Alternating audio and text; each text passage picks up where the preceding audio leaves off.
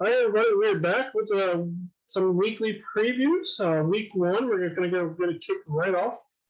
We have the Brighton Panthers playing on Covington Pythons, and let's be honest, I think everybody will agree that Dinkman or Dirkman, I should say, his team is just not up to stuff, and nowhere close to being as good as the Brighton Panthers here. You got Justin Herbert versus Mac Jones. I like Mac Jones. I'm actually a huge Mac Jones fan. I just don't think playing Miami's defense, who is leaps and bounds better than they were even 2 years ago. Last year definitely got better. This year they're even better this year. Looking at the running back rooms, only 2 running backs in TRD. So you have Antonio Gibson and Josh Jacobs versus Stevenson and Leonard Fournette. I actually like Python running backs just a little bit better. But with that said, there's only 2 of them. And then where I think it pulls away here for Mr. Milan here, you have DK Metcalf, Mike Williams, Sammy Watkins going up against Garrett Wilson, Corey Davis, and Landry, where Wilson and Davis are on the same team unless they throw the football to each other. It doesn't make sense to have them both starting, so it definitely looks better for Milan here. Looking at the tight end room, Kmet versus Zach Ertz. Zach Ertz is looking like he might not play. He is questionable here. And then looking at the flex options, with real quick, Patterson, Parker, Higbee versus Hilliard, Aguilar, and Hunter Henry. Hunter Henry, I believe, finished top 7 last year in tight ends. I still give me Corey Patterson, Parker, and Higbee. And then where I think the rubber meets the road here is Aaron Rodgers versus Carson Wentz.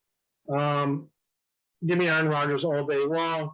And IDPs on both ends, in my opinion, are pretty even. There's nothing that really stands out to me. Say, hey, one team has better IDPs than another team, but if finish, I was definitely you're better at IDPs than I am. But again, I have Brighton Panthers definitely winning this one, hands down.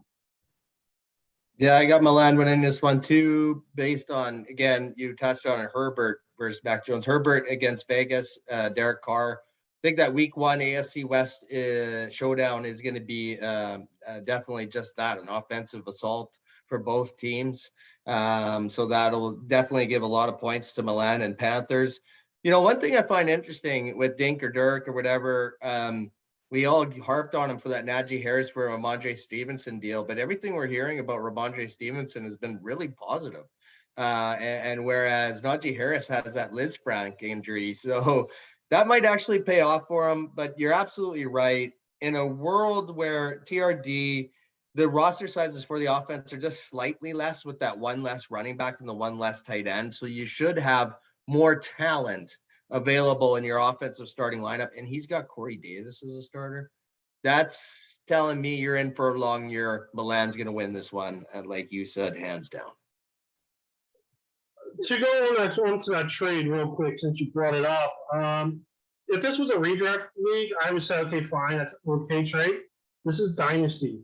I don't think Stevenson has. I think Stevenson plays for 2-3 more years.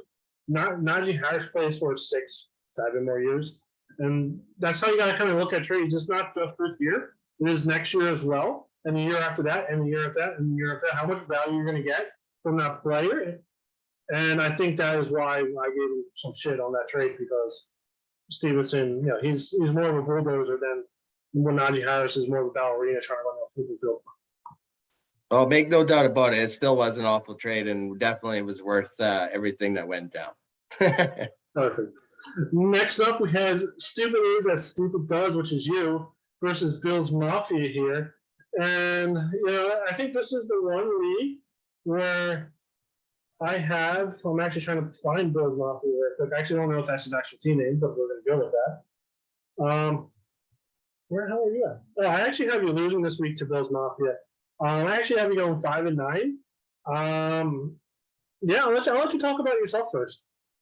Yeah, I got myself losing this one too. Again, I think in this league with the scoring, quarterbacks make an even bigger impact. And the fact that I only have one quarterback is definitely to my detriment. And it's because Deshaun is suspended. I think the rest of my roster really competes with the rest of the elite teams in the league if I had the 2 quarterbacks, but I don't. So I'm going to have to rely on guys like Justin Jefferson, Tyreek Hill, top receivers to try to find those points. But when I look at the other side, Bills Mafia's got CeeDee Lamb.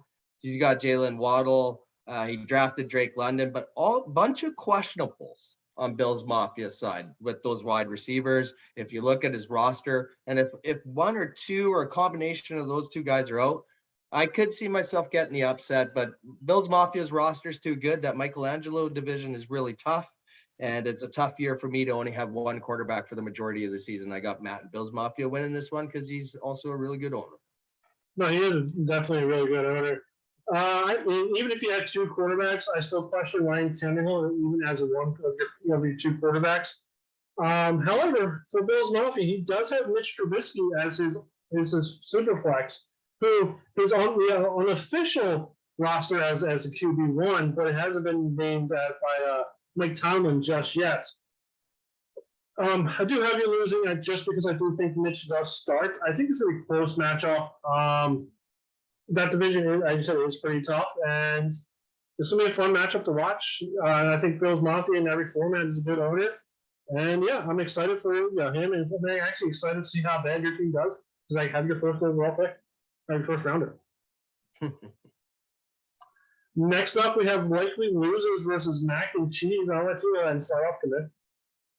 Yeah, likely losers, mac and cheese, Ian, Stewart.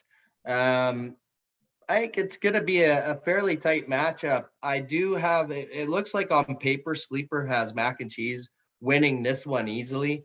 I see it differently. I see likely losers winning this one. He got good news with James Robinson coming, and he'll be running the ball for him.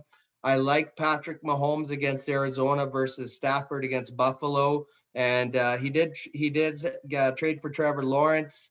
Obviously, heading to Washington, I think he's going to have a big game there because I think Washington's, again, one of those teams that's just going to be really, really bad with Carson Wentz at quarterback.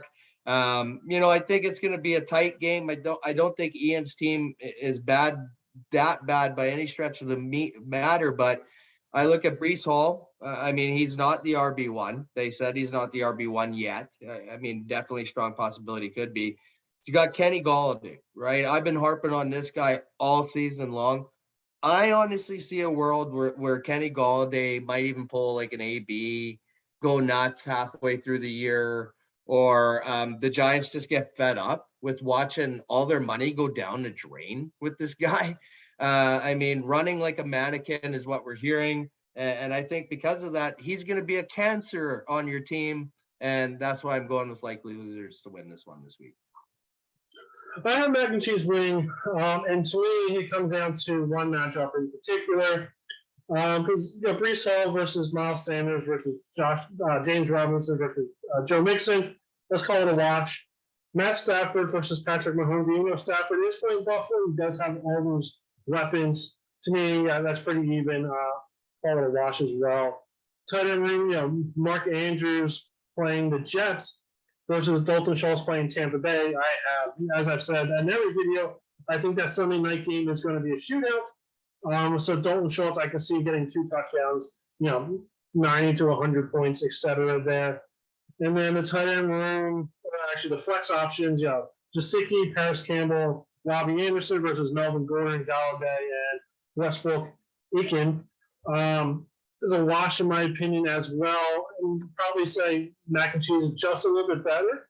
But the one matchup that I don't like for likely losers here is the Van Jefferson versus Adam Thielen. Van Jefferson hasn't even been cleared to play week 1. And I think that is why mac and cheese is going to win. IDPs, they're pretty even. Maybe the defensive lineman for mac and cheese is just a little bit better. Nothing really stands out. I would say, hey, it's horrible. But yeah, I think that Van Jefferson versus Adam Thielen matchup is going to be the win for mac and cheeser. Next up, we have myself and Philly Miracleman versus Swahino. And Swahino, fill out your damn roster because you're missing the player. I'm going to start with that.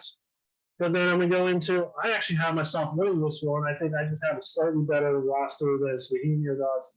Looking at it real quick, Danny Dimes, before he even go on the tirade, was quarterback 8 before he got injured last year. But he's also going up against Davis Mills, who I think is A-OK. Just A-OK, I should say. And then running back room, let's be honest, Swaheen's running back are just better than mine. I have Hines and I have Gainwell. He does have Dalvin Cook and CEH. However, I'm definitely going for the PPR backs here versus having the guys who are getting those points running the ball. I'm gonna have that extra 0.5 for the reception. He does have better wide receivers than Jamar Chase. However, outside of Jamar Chase, I think my wide receivers are better with Brandon Ayuk, Jerry Jeudy, who as you said, I have a going for Marquise Brown, Dallas Goedert, Duvernay, who actually I think is going to have a big year, and David Bell, who I also think is going to have a big year as well, versus Nico Collins, Terrence Marshall, who we were trying to trade, TJ Hawkinson, who's pretty good, but he's also playing the Eagles. The Eagles don't really get up too many points to the tight ends. He is missing a random flex spots, and then he has Brevin Jordan also in his flex, and Chris Evans, who is looking like RB3 starting out the year. And then going to the quarterback room, he has Drew Lock, who is backup quarterback. I don't know what the hell Sweeney is doing here. He has Drew Lock as his flex quarterback, super flex right now. And I have Sammy Watkins, and that's all I got. Suheinio, where are you? Are you on the cruise ship? What's going on, man? Drew Lock. I mean, so let's face it. I think he sets his lineup before the week, right? I don't see Suheinio being, like that. He has his choice between Flacco, Geno Smith, Jacoby Brissett. Not a trio you want to rely on getting a W with.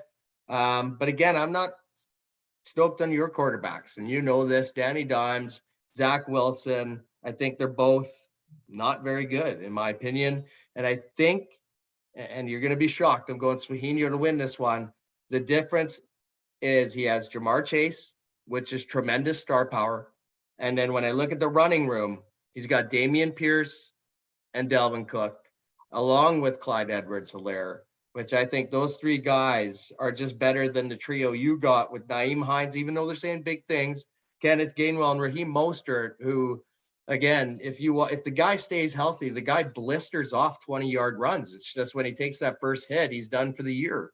But I got Swaheenio winning this one. I just think, when you traded Dak away, you traded away W's. And this is going to be the difference here with the fact that maybe your second quarterback's not even going to be available for you. So I'm going Swaheenio to win this one. B. John Robinson with Dark's pick. But I love when you don't pick me to win, because that means I have a better shot at winning. Next up, we have Wolverines versus the Beta. And I think, basically it's Wolverines versus Wolves in this matchup. And I think both teams are pretty good here. Looking at what Sleeper has, it's 331 to 319. Looking at the quarterback room, it's Trey Lance versus Justin Fields week 1. He's playing Chicago versus Derek Carr playing the Chargers. Both games have potential shootout, in my opinion. Both could be high-scoring games, or the Chargers, the Bears and the 49ers could be 5-0, I guess. I think there was a college football game where a team scored 7 points with 2 safeties and a field goal. This potentially could be that as well. But they're looking at the running back room. Javonte Williams playing Seattle. Seattle's defense is just horrible. Najee Harris playing Cincy. I think that's a good matchup, especially if Mike Tomlin does what he should do to start Kenny Pickett. I think that becomes an actual pretty high shootout game as well versus Swift and David Montgomery. Looking at the wide receiver room, though, McLaren playing Jacksonville, Devontae Smith playing Detroit, Elijah Moore playing Baltimore, A.J. Brown playing Detroit, Hunter Renfrow, DJ Shark. I like all 6 of those wide receivers. Probably Shark is my least favorite one. And then going to the tight end where you got Kyle Pitts versus Pat Fryermuth, who again, Pitts is better. But Fryermuth is playing Cincinnati, and Cincinnati does let up points to their tight ends. At least it did last year. So it's potentially a high shootout game. I originally had Wolves winning this one, and I'm going to stick to it. But it's going to be a close game. I think, again, the beta, if he makes a few moves, just like I said, I think I said in Dynasty or not Dynasty, LOC, he makes a few moves, he can win a lot more games and be competitive in that Raphael division where, I mean, there's two monster houses there. But he can possibly sneak into the playoffs. He just needs to make a few moves. Yeah, I like your analysis. I got Wolverines to win this one too. I think Derek Carr is an under the radar guy that's going to have a big year at quarterback. He's got all the weapons there. Again, I think guys like Darren Waller are going to have more touchdowns because Devontae Adams is going to get all the pressure in the red zone. The reason why I have Wolverines winning this one is because in the LOC format, typically where RB and tight end are so valuable, and we know in LOD you need 3 running backs and 2 tight ends. Here it's different. But that being said, Chris still went with the mindset of those roles being important. And he got the Najee Harris trade, so he got the benefit of the Dink offer. So he has Najee Harris and Javonte Williams, who are consensus top 5 running backs in most fantasy experts you look at. And then Kyle Pitts. Again, it might not be this year where he's the top tight end, but catching Kelsey might have it for one more year. But Kyle Pitts is going to be a monster at tight end for the next 5, 6, 7, who knows how long seasons. And he's going to be a difference maker as well for Wolverines. Trey Lance, the uncertainty of them bringing back Jimmy G, that's not a confidence builder for me. It's going to be Wolverines winning this one over the beta. I agree. And next up, we have the Architect versus No More. And I'll be honest with you, like, this was a tough one for me. On paper, Lamar Jackson playing against Joe Burrow. Lamar Jackson is playing the Jets if they're starting Joe Flacco, which is kind of a revenge game for him. Versus, Burrow playing the divisional opponents of the Steelers. It really comes down to how much work does Lamar Jackson get against the Jets? Is he out by halftime? Are Baltimore, are the Ravens up by 30 points because the Jets are just looking like trash? But then you kind of go down, into the teams itself. You have Derrick Henry, Nick Chubb versus Damian Harris, Saquon Barkley. I like Saquon. I think he's going to have a bounce back year. But Damian Harris, I don't think he's going to get a 50-50 split. Maybe he gets some of the PPR work, but I think they're also thinking Stevenson can handle that. They also have Pierre Strong. I know he didn't look too good in preseason, but I think he could definitely take some of that as well. And then going to the wide receiver room, definitely give me Devontae Adams, give me Colton Sutton, give me Brandon Brooks over Alan Lazard, who is questionable. He might not play week 1. Juju Smith-Schuster, who I think is a dark horse, top 5 wide receiver, especially playing with Patrick Mahomes and George Pickens. I love George Pickens. So if it wasn't for Alan Lazard's questionability, I think the wide receivers are a watch. And then going back to the tight end room, going into the tight end, like I said, George Kittle versus Conklin. I mean, who really cares? Conklin, he doesn't know who his quarterback is.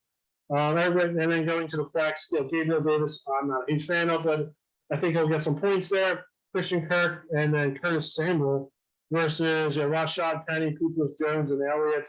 Probably a wash just because of Peoples-Jones. I think he's wide receiver 3 at best, maybe even 4.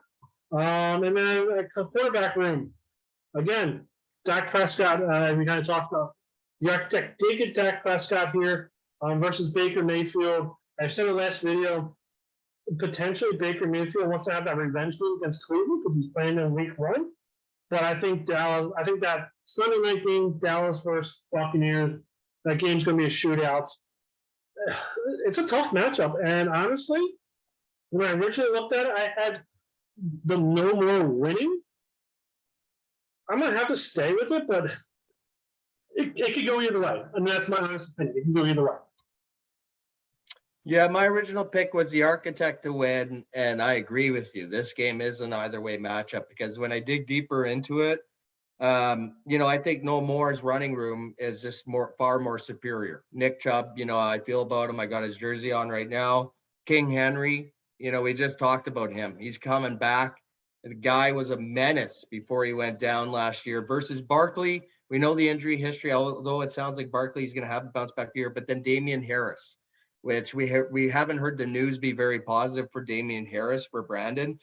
But I think the other factor is the Lazard injury. I don't think Lazard potentially will be available week 1 from what we're hearing. And maybe this is Christian Watson's breakout party. Who knows?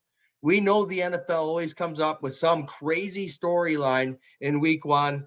And then, the other factor that I have playing into this one as well, of course, is the Devontae Adams trade. That helped Brandon. I honestly like Baker versus Dak, like you said, because of the revenge game. But I think the Allen Lazard injury and also the fact that Joe Burrow, he didn't really start practicing until just recently, if you recall, right? So he hasn't been getting that many reps with Cincy, and I think he's going to be a bit slow out of the gate. And that's why I got the Architect winning this one. I agree. Well, I don't agree, but I have. It's just gonna be a tough close matchup. Going into the next game, you have Bare Naked Ladies versus Season Sunday. In my opinion, the game is lost with the QB1s. I'm just looking at the QB1s real quick. Justin Fields is playing the 49ers. It could be a high-scoring game. It could be a low-scoring game. It really depends on what 49ers defense shows up. If the 49ers defense shows up, this game's over because Russell Wilson is playing Seattle, and he's going to want to throw 15 touchdown passes. He's going to want to break the record for most yards, most touchdown passes against Seattle because they didn't want to pay him. He's going to shove it down their throats, and I don't even care who else is on the damn team. Caesar Sunday is going to win just because of that. Yeah, I got Danny winning this one as well. Again, Russell Wilson, I think he's going to have a big week 1 game. This game comes down to running backs versus wide receivers. Joshua's got Eckler and Taylor, very superior running backs versus Aaron Jones and Devin Singletary on the other side with Danny. But then when you look at the wide receivers, top 2 are Cooper Kupp and Stephon Diggs, 2 top 5 guys for Danny, versus Allen Robinson and DJ Moore on the other side. So it comes down to running backs versus wide receivers. Which group's going to do better for either team? And I think ultimately for Danny, Kupp and Diggs, opening night kickoff, he's going to need a huge night. He's going to be watching here very, very soon. And I think also Darren Waller, he's going to get some touchdowns for him as well as Julio. And I also like Jameis Winston as the second quarterback. Danny beating Joshua here. And again, a very tough Michelangelo division. I agree. And the game of the week, Steven Beeman versus future Rookie of the Year, 2 of my good friends. My best friend versus one of the guys that I've known professionally for a long time. Here, in my opinion, they both have good teams. I know you say our division is pretty weak, but I think you're incorrect there, my good sir. I think it's going to come down to, I'll be honest with you, does Christian McCaffrey get injured? To me, this is going to be a close matchup. You have Kyler Murray, Christian McCaffrey, Alvin Kamara, Michael Pittman, Amon-Ra St. Brown, Tyler Boyd, Hooper, A.J. Dillon, Hardman, and Ronald Moore with a Marcus Mariota versus Josh Allen, Cam Akers, Rex Burkhead, Mike Evans, Keenan Allen, Tyler Lockett, Kelsey, Hurst, AJ Green, Randall Cobb, and Tom Brady. To me, that's the IDPs, and I've been looking to scrolling through the IDPs. I know both these guys aren't really high up on IDPs. Looking at them real quick, they look pretty even. Nothing really stands out in my opinion. Maybe the defensive backs are better just for Steven Beeman. But other than that, it's going to be a good matchup. It's going to be a close one. I originally had, I believe, Steven Beeman the Rams. Well, actually have him losing this week to future Rookie of the Year. But it's going to be a close matchup. I'm actually going to change my mind. I'm going to actually go Steven Beeman. I'm going to change it. I'm actually making that change. Steven Beeman to win in a shootout, high-scoring game between both teams. And, yeah, it's going to be a good one to watch, in my opinion. First change of the year. There we go. I just made a trade with both of these teams this past week, and I think I made both teams better. I think Steeman Beeman and Sean had to get that second running back. And yes, Herbert is at best at a timeshare right now, but there's potential he could take over the starting role. I like him obviously more than Rex Burkhead. And then for Asadul, he had Tanyan, Pharaoh Brown at tight end. These guys, even if Tanyan comes back, trading him Austin Hooper, I think, is going to be a big, big difference maker. I've heard nothing but positive news for Austin Hooper, with Tennessee being Ryan Tannehill's one of his favorite targets. I got Asadul winning this one, even though I love that Beeman has Josh Allen and Tom Brady. You stack him with Travis Kelce at tight end. What a scary combo at QB and tight end for Steeman Beeman.